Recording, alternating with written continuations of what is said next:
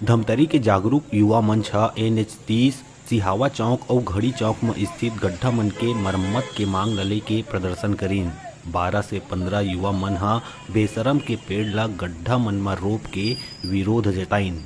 बारिश में पानी भरे के कारण सड़क में गड्ढा नजर नहीं आए, जेकर कारण लगातार सड़क दुर्घटना होवत हे। मरम्मत नहीं होइले सड़क मन में गड्ढा हो गए हे, जेकर कारण शासन प्रशासन के पोल खोलत नारा लगा के प्रदर्शन करीन। जल्द सड़क मरम्मत नहीं होए में उग्र आंदोलन करे के चेतावनी भी दीन।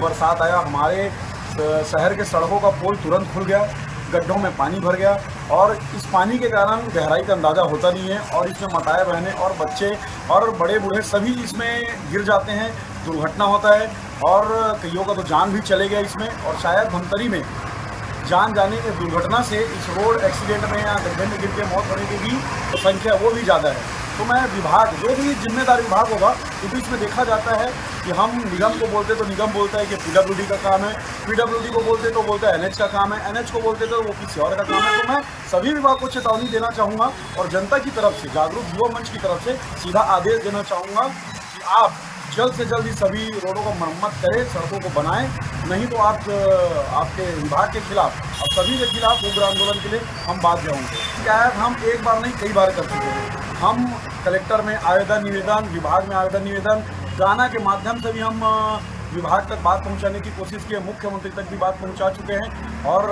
PWD मिनिस्टर तक भी हम बात पहुंचा चुके हैं।